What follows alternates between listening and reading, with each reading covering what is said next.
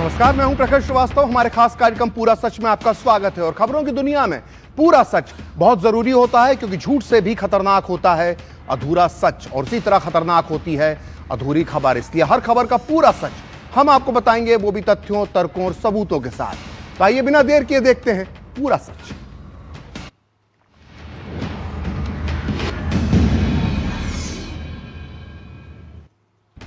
तुम मुझे खून दो, मैं तुम्हें आजादी दूंगा, ये वो नारा है जो युगों युगों तक याद रखा जाएगा। और इसी तरह युगों युगों तक याद रखा जाएगा इस नारे को देने वाले नेताजी सुभाष चंद्र बोस को। आज नेताजी बोस को याद करने का खास दिन है, क्योंकि आज इस महानायक की जयंती है। इसलिए आज पूरा सच में हम आपको भारत की आजादी में नेताजी और उनकी आजाद हिंद सेना के योगदान का पूरा ऐतिहासिक सच बताएंगे। यह इसलिए जरूरी है क्योंकि हमेशा से कुछ लोगों ने खास राजनीतिक मकसद के लिए इतिहास के पन्नों से नेताजी और उनकी सेना के योगदान को कम आंकने की कुचेष्टा की है, जबकि भारत का सच्चा इतिहास इस बात की गवाही देता है कि देश की आजादी में सभी स्वतंत्रता सेनानियों का महान योगदान शामिल है। लेकिन आजादी दिलाने का श्रेय सिर्फ एक संगठन और कुछ खास नेताओं तक ही सीमित रहे। इसलिए नेताजी सुभाष चंद्र बोस के साथ इतिहास में जानबूझकर नाइंसाफी की गई। लेकिन आज पूरा सच में हम आपको बताएंगे कि भारत की आजादी में नेताजी बोस और उनकी सेना का कितना महान और अतुलनीय योगदान है।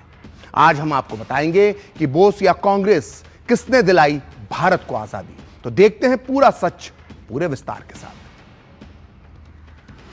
तो भारत माता के महान सपूत नेताजी सुभाष चंद्र बोस की 129वीं जयंती पर पूरा देश आज पराक्रम दिवस मना रहा है।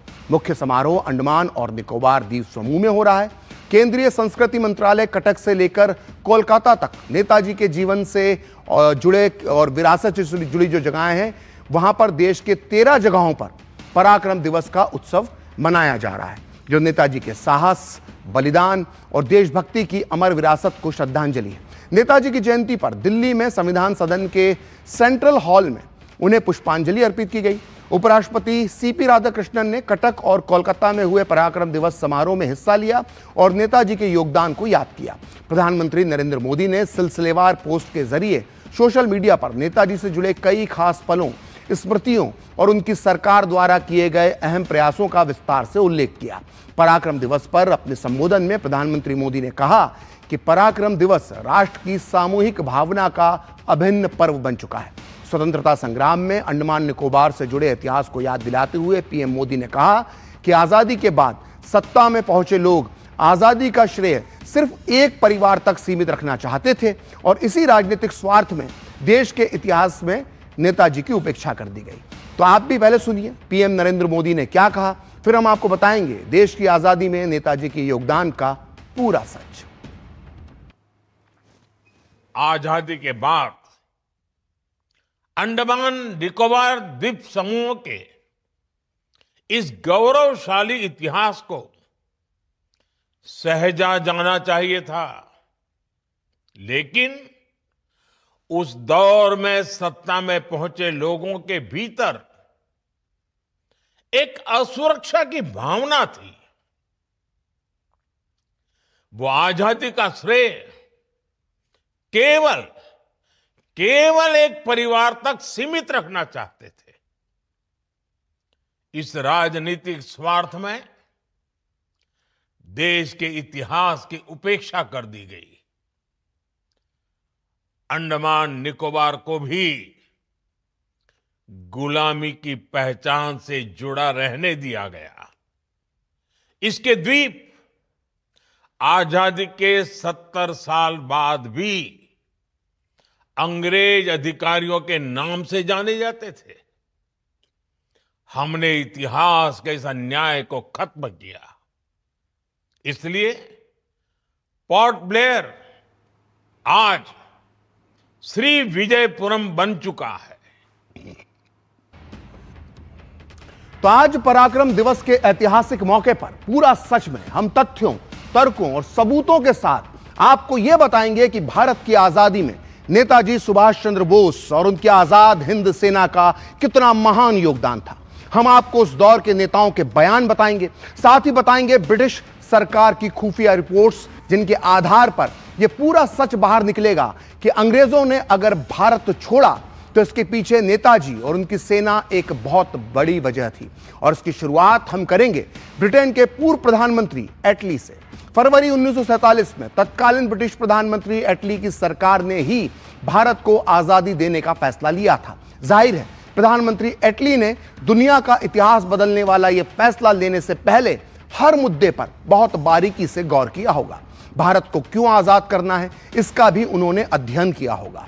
और प्रधानमंत्री एटली ने खुद यह माना था कि उन्होंने भारत को आजादी देने का फैसला सुभाष चंद्र बोस की आजाद हिंद सेना और 1946 में मुंबई में हुए नौसैनिक विद्रोह की वजह से किया था।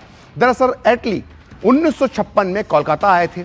इस दौरान वो पूरे 2 दिन तक पश्चिम बंगाल के कार्यवाहक गवर्नर जस्टिस पीवी चक्रवर्ती के मेहमान थे। जस्टिस चक्रवर्ती ने एक पत्र में जो लिखा था वो बेहद चौंकाने वाला था। उन्होंने इस पत्र में लिखा है कि ब्रिटेन को किन वजहों से भारत छोड़ने के लिए मजबूर होना पड़ा, इस विषय पर मेरी एटली से विस्तार से चर्चा हुई। मैंने एटली से सीधा सवाल किया कि गांधी जी द्वारा 1942 में शुरू हुआ भारत छोड़ो आंदोलन अपनी धार खो चुका था। 1947 में कोई और बड़ी वजह भी नहीं दिखाई देती थी।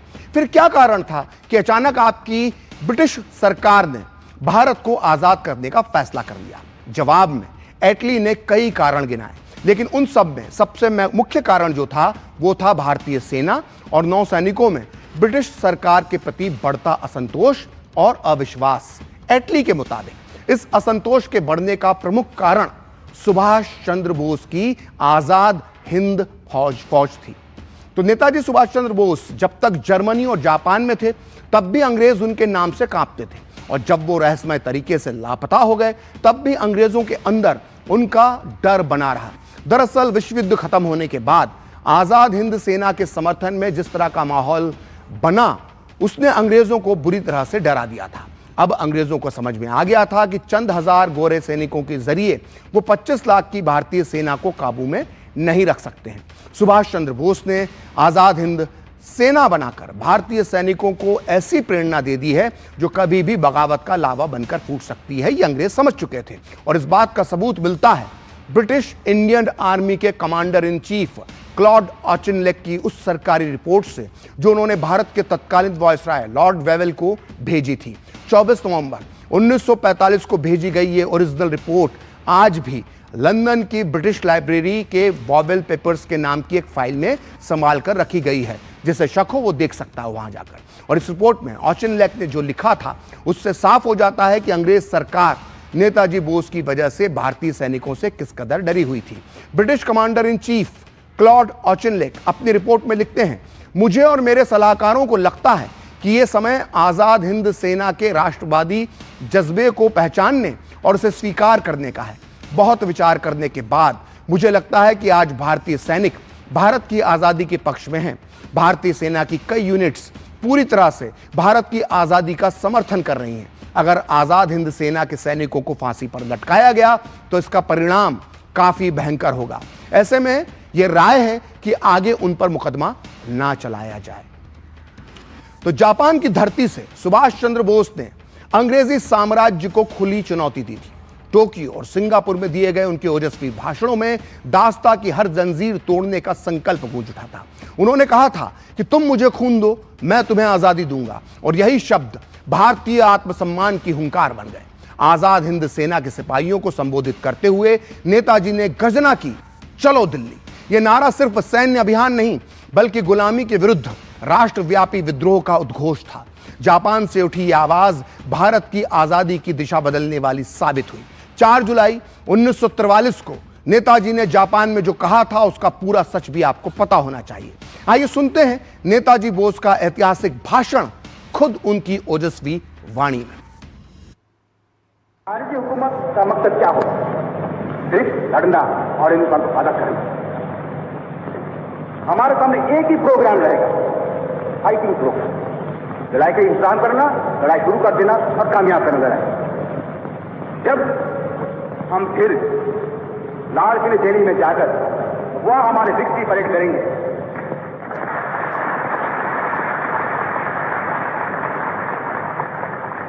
यह रास्ता सीधा, हमें अपना खून बहाना है।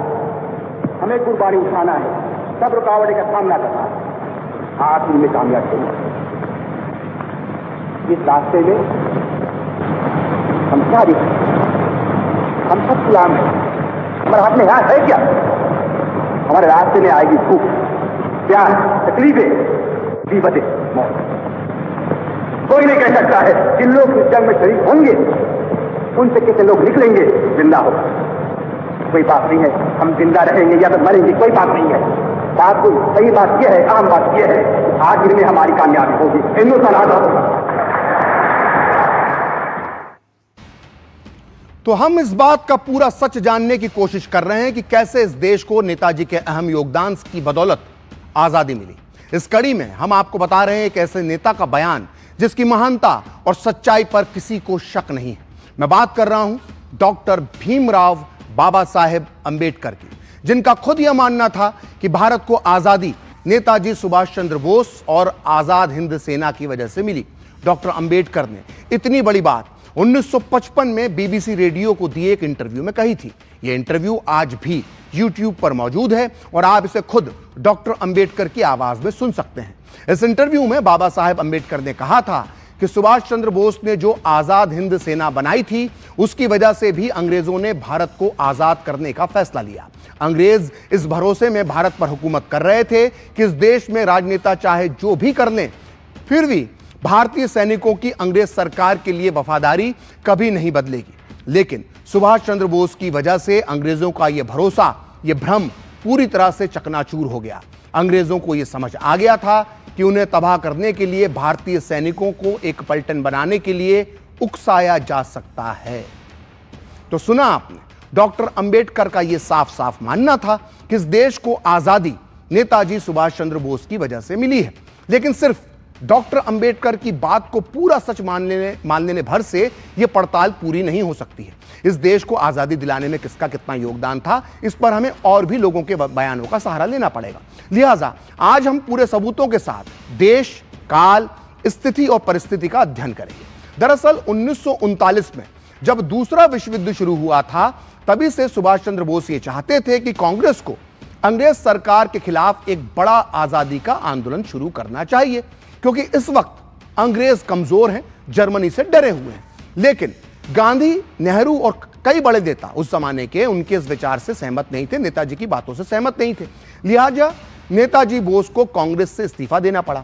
इसके बाद जब नेताजी जर्मनी पहुंच गए अंग्रेजों से बचकर और जर्मनी और जापान की मदद से वो भारत की आजादी के लिए काम करने लगे, तो कांग्रेस के अंदर खलबली मच गई। यहां तक कि जहां तक आम जनता की बात है तो सुभाष चंद्र बोस कांग्रेस के अन्य नेताओं की तुलना में उस दौर में बहुत ज्यादा लोकप्रिय हो रहे थे। इन सारी घटनाओं ने गांधी जी पर भी अपना असर डाला। वो भी सुभाष चंद्र बोस के इस कार्य से प्रभावित हो गए थे और गांधी जी की सोच का वर्णन मिलता है मौलाना अबुल कलाम आजाद की मशहूर पुस्तक इंडिया विंस फ्रीडम में। मौलाना आजाद अपनी इस किताब के पेज नंबर 36 पर जो लिखते हैं उसको आपको बहुत ध्यान से सुनना चाहिए। वो लिखते हैं, सुभाष चंद्र बोस द्वारा जर्मनी और जापान की मदद से किए गए प्रचार का लोगों पर प्रभाव पड़ा। मौलाना आजाद आगे लिखते हैं कि जापान ने भारत की आजादी का वादा किया था, इसलिए लोग उनकी तरफ खिसते चले गए। लोगों का मानना था कि जापान ने ब्रिटेन को कमजोर बना दिया है और भारत को उसका लाभ उठाना चाहिए। जहां तक गांधी जी की बात थी तो सुभाष चंद्र बोस के जर्मनी चले जाने का उन पर गहरा प्रभाव पड़ा था। पहले बोस के कई काम गांधी जी को पसंद नहीं आते थे, लेकिन अब मुझे उनके विचारों में परिवर्तन महसूस हो रहा था। मौलाना आजाद आगे लिखते हैं कि गांधी जी की कई बातों से मुझे लगता था कि बोस ने हिंदुस्तान से निकल भागने में जिस साहस और कुशलता का प्रदर्शन किया है, उसके लिए गांधी जी के मन में प्रशंसा का भाव था। बोस के प्रति इसी प्रशंसा के भाव ने युद्ध के प्रति गांधी जी के दृष्टिकोण पर भी प्रभाव डाला था। तो आपने अब तक यह पूरा सच जान लिया होगा कि गांधी जी के अलावा British prime minister Attlee, British commander in chief Claude Auchinleck और बाबा साहेब अंबेडकर भी नेताजी बोस के साहस और बहादुरी के कायल थे। लेकिन उस समय कांग्रेस के बाकी नेता सुभाष चंद्र बोस और उनकी आजाद हिंद सेना के बारे में क्या राय रखते थे, इसका भी पूरा सच आपको पता होना चाहिए। लेकिन यह सच जानने से पहले थोड़ा सा आपको उस दौर के घटनाक्रम को समझना होगा। जैसा कि आप सभी जानते हैं कि 1941 में बोस अंग्रेजों की आंखों में धूल झोंक कर जर्मनी पहुंच गए थे। यहां उन्होंने जर्मनी की कैद में बंद 4,500 भारतीय युद्धबंदियों के साथ मिलकर एक फ्री इंडिया लीजन नाम से एक सेना तैयार की। इतना ही नहीं, नेताजी बोस ने तब तक जापान के साथ संपर्क भी स्थापित कर लिया था। उधर 1942 के आते आते जापान ने भारत के पड़ोसी देश बर्मा पर, जिसे आज आप म्यांमार के नाम से जानते हैं, उस पर कब्जा कर लिया और ऐसा माना जा रहा था कि जल्दी ही जापान की सेना भारत में ब्रिटिश सेना पर हमला कर सकती है और इस हमले में सुभाष चंद्र बोस जापान का साथ दे सकते हैं। पूरा देश सुभाष चंद्र बोस और जापान की सेना की तरफ टकटकी लगाकर देख रहा था। लेकिन उस समय कांग्रेस के बड़े नेताओं में से एक जवाहरलाल नेहरू नेताजी सुभाष चंद्र बोस की नीतियों से सहमत नहीं थे। अप्रैल 1942 में नेहरू ने बर्मा की सीमा के पास असम का दौरा किया। 24 अप्रैल 1942 को नेहरू ने गुवाहाटी में एक प्रेस कॉन्फ्रेंस की। इसमें उन्होंने सुभाष चंद्र बोस के लिए क्या कहा था, यह प्रकाशित हुआ है selected works of Jawaharlal Nehru के वॉल्यूम 12 के पेज नंबर 262 पर। नेहरू ने गुवाहाटी में बोस के लिए जो कहा था वो आप ध्यान से सुनिए। नेहरू ने कहा था, हिटलर और जापान को नर्क में चले जाना चाहिए। मेरी यह नीति है कि मैं आखिरी समय तक उनसे लड़ूंगा। यदि सुभाष चंद्र बोस और उनकी सेना भी जापान के साथ भारत आती है तो मैं उनसे भी लड़ूंगा। नेहरू आगे कहते हैं कि मिस्टर बोस ने नेकी में ही सही लेकिन बहुत गलत काम किया है। कोई भी सेना यानी बोस की सेना जो बाहर से भारत आएगी वो एक तरह से जापान की कठपुतली सेना होगी। इन हमलावरों से मुकाबला करने के लिए गुरिल्ला युद्ध करना सबसे बेहतर उपाय है। सोचिए, नेहरू कह रहे थे कि बोस की सेना से भारत को गुरिल्ला युद्ध करना चाहिए और यही सबसे बेहतर उपाय है। तो हैरानी की बात है कि नेहरू जी ने जब यह बयान दिया था तब तक सुभाष चंद्र बोस जापान भी नहीं पहुंचे थे और वो जर्मनी में थे। यहां तक कि उन्होंने उस वक्त तक आजाद हिंद सेना की कमान भी नहीं संभाली थी। लेकिन यह साफ हो जाता है कि इस तरह की खबरों की आहट से ही नेहरू जी कितना चिंतित हो गए थे। लेकिन नेहरू जी सिर्फ इतने पर ही नहीं रुके। उसी दिन यानी 24 अप्रैल 1942 को उन्होंने गुवाहाटी में एक आम सभा को संबोधित किया। नेहरू जी का यह भाषण प्रकाशित हुआ है selected works of Jawaharlal Nehru की सीरीज 1 के वॉल्यूम 12 के पेज नंबर 237 पर। इस भाषण में नेहरू ने आसाम के लोगों से कहा कि भारत इस समय गहरे संकट में है। अगर मेरे हाथ में इस देश की रक्षा की जिम्मेदारी होती तो मैं हर देशवासी के हाथ में हथियार थमा देता। नेहरू आगे कहते हैं कि यहां तक कि इस संकट की घड़ी में मैं खुद ये जिम्मेदारी लेने से भी नहीं सकता। मैं आप लोगों से अपील करता हूं कि वर्तमान हालत को गंभीरता से लीजिए। जब जापानी विमान बम गिराएंगे तो हम बैठकर तमाशा नहीं देख सकते हैं। जब आम जनता यानी भारतीय जनता और सेना यानी ब्रिटिश सेना मिलकर हमलावरों का मुकाबला करेगी तभी युद्ध में यह एक सच्चा योगदान होगा। तो नेताजी बोस जर्मनी और जापान की मदद लेकर भारत को आजादी दिलवाना चाहते थे और वहीं दूसरी तरफ नेहरू जी भारत की जनता से ब्रिटिश सेना का एक तरह से समर्थन करने को कह रहे थे, आह्वान कर रहे थे, अपील कर रहे थे। नेताजी बोस और नेहरू की सोच में इस अंतर जो है उसका पूरा सच समझने के लिए अब हम सहारा लेंगे एक ऐसे महान व्यक्ति का जिसका नाम है राम मनोहर लोहिया। स्वतंत्रता सेनानी और महान समाजवादी नेता लोहिया ने अपनी प्रसिद्ध पुस्तक भारत विभाजन के गुनहगार के पेज नंबर 30 पर जो लिखा है उसके मुताबिक 1942 में नेताजी बोस की सफलता से जवाहरलाल नेहरू इतना परेशान हो गए थे कि वो विक्षिप्त की तरह बर्ताव कर रहे थे। लोहिया इस किताब में लिखते हैं 1942 में नेहरू की विक्षिप्त प्रतिक्रियाएं सामने आ रही थीं। उन्होंने ये सार्वजनिक घोषणा करी कि जापान का मुकाबला करने के लिए लाखों गोरिल्ला तैयार किए जाएं। नेहरू की ये प्रतिक्रिया कुछ हद तक सुभाष चंद्र बोस के लिए ईर्ष्या की भावना यानी जलन की भावना से प्रेरित थी। बोस धुरी राष्ट्र यानी जर्मनी जापान की तरफ चले गए थे और बोस कम से कम ये तो दावा कर ही सकते थे कि वो भारत के लिए एक राष्ट्रीय सेना खड़ी कर रहे हैं, जबकि नेहरू की कलाबाजियों का परिणाम होता ब्रिटिश सरकार की सेवा करना। सोचिए लोहिया ने क्या लिखा कि नेहरू की इन बातों का परिणाम होता ब्रिटिश सरकार की सेवा करना। 1942 के इन भयानक महीनों में नेहरू ने न केवल जापानियों के पैरों से कुचले जाने के साथ साथ अपने पुराने प्रतिद्वंदी सुभाष चंद्र बोस के हाथों परास्त होने के भय से अवश्य वो परेशान थे। तो सुना आपने, राम मनोहर लोहिया ने 3 महत्वपूर्ण बातें कही थी। पहली ये कि नेहरू अपनी हरकतों से ब्रिटिश सरकार की सेवा कर रहे थे। दूसरी ये कि उन्होंने अपने पुराने प्रतिद्वंदी सुभाष चंद्र बोस से उन्हें नेहरू को जो है वो अपने हारने का डर था। और तीसरी ये कि नेहरू के अंदर नेताजी बोस को लेकर ईर्ष्या यानी जलन की भावना थी। वहीं दूसरी तरफ सुभाष चंद्र बोस और उनकी आजाद हिंद सेना हिंदुस्तान की सीमा के अंदर कोहिमा, इंफाल और अंडमान निकोबार में भारत का झंडा लहरा रही थी। लेकिन शायद किस्मत नेताजी के साथ नहीं थी। 1945 में जापान ने सरेंडर कर दिया और दूसरा विश्व युद्ध इसी के साथ समाप्त हो गया। 18 अगस्त 1945 को नेताजी भी एक हवाई दुर्घटना के बाद अदृश्य हो गए। लेकिन फिर भी नेताजी ने जो आजादी की मशाल जलाई थी वो फिर कभी नहीं बुझी। युद्ध के बाद जब अंग्रेज सरकार ने आजाद हिंद सेना के गिरफ्तार सैनिक अधिकारियों पर लाल किले में मुकदमा चलाया तो नेताजी के लाखों दीवाने अंग्रेज सरकार के खिलाफ पूरे भारत में सड़कों पर उतर आए। कोलकाता में तो अंग्रेजों से स्थिति संभाली तक नहीं संभाली जा रही थी। लेकिन आपको यह जानकर आश्चर्य होगा कि नेताजी की दीवानी आम जनता के इस आंदोलन का कांग्रेस ने रत्ती भर भी समर्थन नहीं किया। और इसका सबूत मिलता है मौलाना आजाद की लिखी किताब इंडिया विंस फ्रीडम में। मौलाना आजाद उस समय कांग्रेस के अध्यक्ष थे।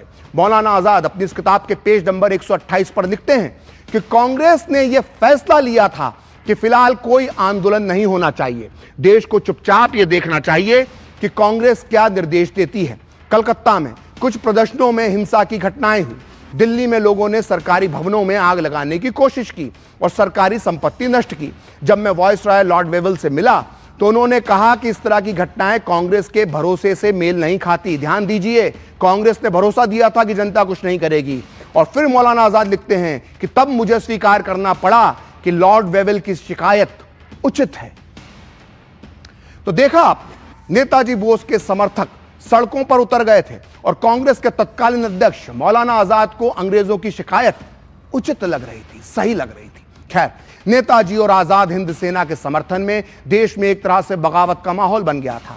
ठीक इसी समय केंद्रीय और प्रांतीय असेंबलियों के आम चुनाव भी हो रहे थे। नतीजा वोटों के लालच में, ऐसा उस वक्त के कुछ लोग कहते हैं, और जनता के भयानक दबाव को देखते हुए कांग्रेस ने आजाद हिंद सेना के अधिकारियों के बचाव में कानूनी लड़ाई लड़ने का फैसला किया, जिसका जिक्र आज तक कांग्रेस के नेता करते हैं। लेकिन इसके पीछे की कहानी क्या थी वो सुनिए। यहां तक कि खुद जवाहरलाल नेहरू ने सालों बाद अपना वकील जो था, उस वक्त वकीलों वाला जो गाउन था वो पहनकर अदालत में जिरह की थी। और नेहरू के अलावा कैलाशनाथ काटजू, भूलाबाई देसाई, तेज बहादुर सप्रू और आसफ अली भी आजाद हिंद सेना के वकील बने। लेकिन अंदर खाने में इन कांग्रेसियों के दिमाग में क्या चल रहा था, इसका सबूत मिलता है मशहूर वामपंथी इतिहासकार सुमित सरकार की किताब आधुनिक भारत में। इस किताब के मुताबिक चुनावी फायदे के लिए अंग्रेज आजाद हिंद फौज के बंदी सैनिकों का इस्तेमाल कर रही थी। अपनी किताब के पेज नंबर 441 पर इतिहासकार सुमित सरकार लिखते हैं कि चुनावी भाषणों में आजाद हिंद सेना के कैदियों की तुरंत रिहाई की मांग की जाती थी। अंग्रेज जल्दी ही समझ गए कि ये चुनावी पैंतरे हैं। जहां तक आजाद हिंद सेना का संबंध था तो कहा जाता है कि अक्टूबर में कांग्रेस के नेता आसफ अली ने एक व्यक्तिगत बातचीत में कहा था कि अगर उनकी पार्टी यानी कांग्रेस पार्टी आजाद हिंद सेना का मसला नहीं उठाती है तो पार्टी को देश में नुकसान होगा और उसका आधार कम हो जाएगा। लेकिन कांग्रेस सत्ता में आती है तो यह निश्चित है कि वो भारतीय सेना से आजाद हिंद सेना के सिपाहियों को निकाल देगी, बल्कि यह भी संभव है कि वो उनमें से कुछ पर मुकदमा भी चलाए। तो सोचिए कितनी बड़ी बात सुमित सरकार ने कांग्रेस नेता आसफ अली के हवाले से लिखी है कि कांग्रेस कभी नहीं चाहती थी कि आजाद हिंद सेना के जो सैनिक हैं वो वापस भारतीय सेना में शामिल हो। और जब सत्ता आ गई कांग्रेस के हाथ में तब कभी फिर कांग्रेस भारत की सेना में आजाद हिंद सेना के सिपाही शामिल नहीं हो पाए। तो ये वो सच है जो पूरे भारत को मालूम होना चाहिए कि आखिर भारत को किसने आजादी दिलाई, कांग्रेस ने या नेताजी ने। तो पूरा सच में वक्त है ब्रेक का, और ब्रेक के बाद बताएंगे किसने किया नेताजी बोस की विरासत का सम्मान।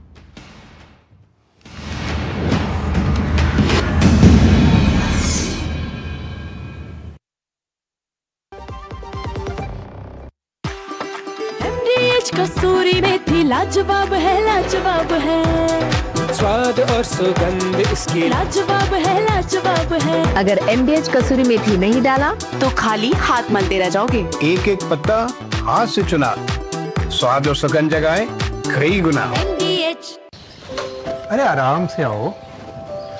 अच्छा सुनो, लड़की हुई ना तो नाम हम रखेंगे। अरे चलो तुम देख के चलाओ ना, क्या कर रहे हो तुम? अरे हम क्या करें,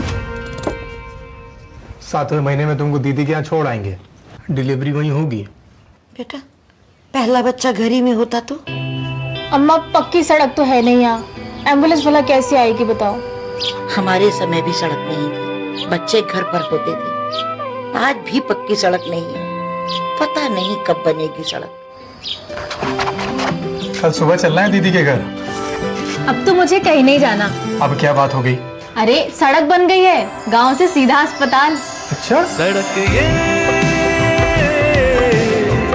दोस्त है, आराम से। सड़क ये दोस्त है मेरी। ओ हरी भैया, अरे वाह, खेतों में कौन सी फसल लगाए हो? 12 महीने कमा कर दे ऐसी फसल। क्या? मैंने नया व्यवसाय शुरू किया है। उसके लिए पैसे? इसमें किसी निवेश की जरूरत ही नहीं। अच्छा मुखिया जी। अरे मुखिया जी नमस्ते। अरे हरी, कब आ रहे हो? आप बस चलिए, मैं पहुंचता हूं। अब मैं LIC एजेंट हूं। LIC एजेंट बनो, अब बड़ा सोचो। हमारी वेबसाइट पर जाएं या अपनी नजदीकी LIC शाखा से संपर्क करें। जब धरती चीर कर निकलता है लोहे का पत्थर और मिलता है मोंगिया के जोश से, फिर तपता है, पिघलता है और बनता है फौलाद। अब होता है सरिया सारी खूबियों के साथ। मोंगिया स्टील, मजबूत देश का मजबूत सरिया। टिंग टिंग, अम्मा मैसेज। मैं आपके मौसा के चाचा का नाती का पोता, शादी का कार्ड मैसेज में भेजा है, डाउनलोड करिए और आशीर्वाद दीजिए। मैं तो आपको जानती भी नहीं, फिर भी शादी का कार्ड खोलूं? मैं मूर्ख नहीं हूँ। क्या बात है अम्मा। UPI कहता है अगर कोई अनजान नंबर से फाइल या लिंक भेजे तो क्लिक मत करो और कहो मैं मूर्ख नहीं।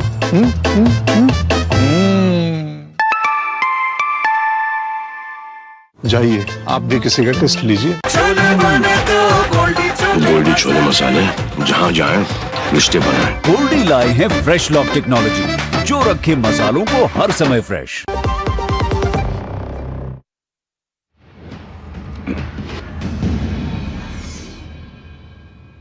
तो ब्रेक के बाद पूरा सच में आपका फिर से स्वागत है। ब्रेक से पहले आपने देखा कि आजादी के बाद नेताजी और आजाद हिंद फौज के सैनिकों के योगदान को किस तरह से भुलाने की कोशिश की गई, लेकिन 2014 में मोदी सरकार बनने के बाद नेताजी बोस की अनमोल विरासत को संभाल कर रखने के लिए कई कदम उठाए गए। सबसे पहले नेताजी से जुड़ी सभी फाइलों के क्लासिफिकेशन का काम शुरू किया गया, जिनकी मांग बहुत लंबे समय से की जा रही थी। 2018 में अंडमान निकोबार की अपनी यात्रा के दौरान प्रधानमंत्री मोदी ने रॉस द्वीप समूह का नाम बदलकर नेताजी बोस चंद्र द्वीप समूह रख दिया। इतना ही नहीं, 2018 में आजाद हिंद सरकार की 75वीं वर्षगांठ के मौके को धूमधाम से मनाया गया और नेताजी से जुड़े संग्रहालय को, म्यूजियम को 2019 में नेताजी की जयंती के दिन राष्ट्र को समर्पित किया गया। 2019 में ही सरकार ने सुभाष चंद्र बोस आपदा प्रबंधन पुरस्कारों की घोषणा की। 2019 की गणतंत्र दिवस परेड में पहली बार नेताजी की आजाद हिंद सेना के जवानों ने हिस्सा लिया।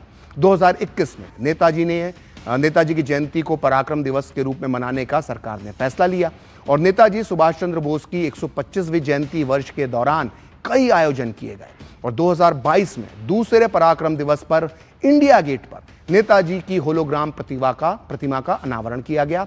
वहीं पीएम मोदी ने 2023 में नेताजी बोस द्वीप पर, यानी अंडमान का जो हिस्सा है, वहां पर नेताजी को समर्पित राष्ट्रीय स्मारक के मॉडल का अनावरण किया। तो आज पूरा सच में इतना ही, लेकिन जाने के पहले आखिर में आजाद हिंद सेना का वो गीत जिसे गुनगुनाकर संगठन के सेनानी जोश और उत्साह से भर उठते थे। तो आप भी सुनिए गीत और मुझे और मेरी पूरी टीम को दीजिए अनुमति। नमस्कार।